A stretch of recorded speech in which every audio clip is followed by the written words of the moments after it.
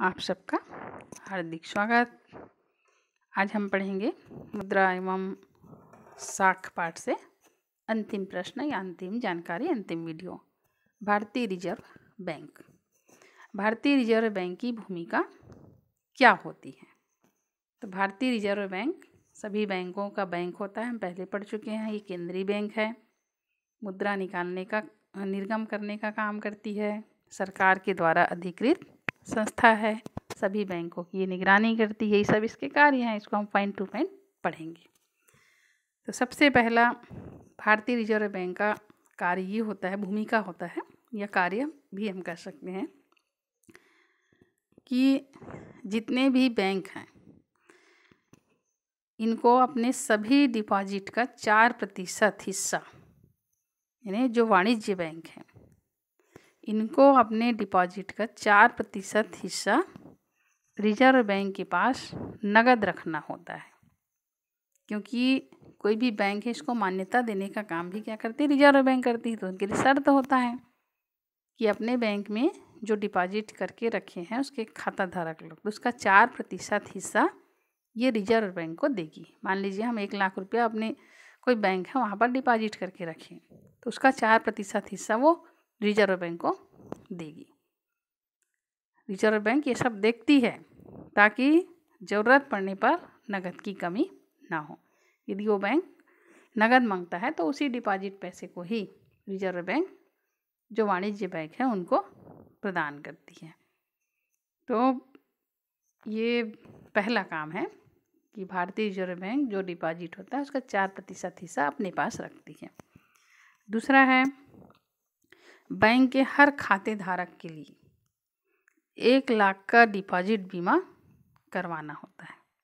यानी जो वाणिज्य बैंक है उसके यहाँ जितने भी खाते धारक हैं इनका 1 लाख का डिपॉजिट बीमा ये सब बैंक रिजर्व बैंक के पास करवाते हैं। ये ऐसा इसलिए होता है कि यदि बैंक किसी परिस्थिति में नहीं चल पाए तो इस बीमा का उपयोग करके रिजर्व बैंक उस बैंक को चला सकता है। तो इसीलिए एक तरह से डिपॉजिट करवाता है, उनका पैसा अपने पास रखता है ताकि वो बैंक भविष्य के लिए सुरक्षित हो जाए। तीसरा है, जैसा आप लोगों ने सुना होगा कि बैंक के प्रति ये अफवाह फैलती है कि ये बैंक घाटे में जा रहा है। कुछ दिन पहले पंजाब नेशनल बैंक के बारे में ऐसी अफवाह फैला था कि ये बैंक घाटे में जा रही है। कई बैंक के बारे में अफवाह फैल चुका है। तो ऐसी स्थिति में आरबीआई आगे आती है और आगे आकर के इस अफवाह को रोकती है।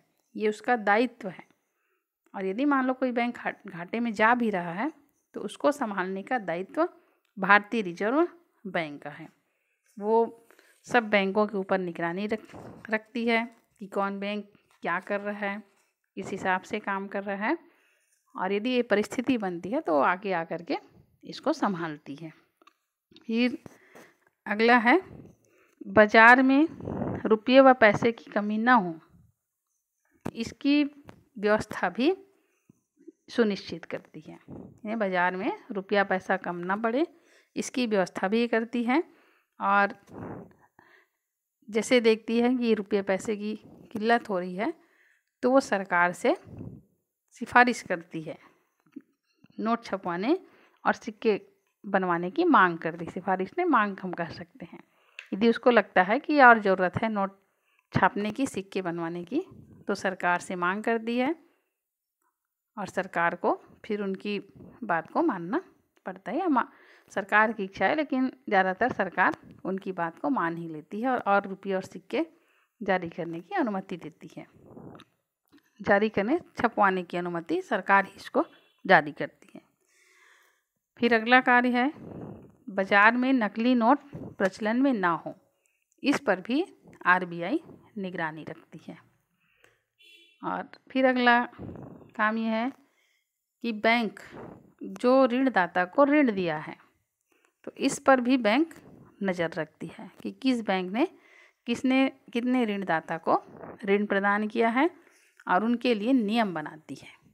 नियम में जैसे ये है कि कोई भी बैंक, कोई ऋणदाता यदि अपना सामान गिरवी रखा है, चीज़ संपत्ति से गिरवी रखा है, तो अपने मुनाफे के लिए उसकी संपत्ति का उपयोग कोई भी बैंक नहीं करेगा। हाँ, यदि वो ग्राहक बैंक का रुपया नहीं चुका रहा है एक निश्चित समय अवधि के बाद, तो उस जो ऋणदाता है वो संपत्ति रखा है, तो ऐसी परिस्थिति में बैंक उसकी संपत्ति को बेच सकता है, लेकिन अपने फ़ायदे के लिए बीच में ही उसकी संपत्ति को नहीं बेच सकता। और अगला पॉइंट है कि रिजर्व बैंक शेयर बाज़ार में भी अपना सीमित पैसे लगा सकती है। और अंतिम पॉइंट है, भारतीय रिजर्व बैंक सभी बैंकों की निगरानी करता है। भारतीय रिजर्व बैंक केंद्रीय बैंक है और बाकी जितने और बैंक हैं जैसे यूनियन बैंक, ग्रामीण bank, state bank, Allahabad bank, इस बहुत सारे बैंक हैं, आप नाम जानते होंगे। तो ये सबकी निगरानी करने का काम भारतीय रिजर्व बैंक ही करती है। तो ये है भारतीय रिजर्व बैंक की भूमिका। और इसके बाद फिर आगे फिर पढ़ेंगे। तब तक के लिए नमस्कार। ये पाठ ख़त्म हो गया।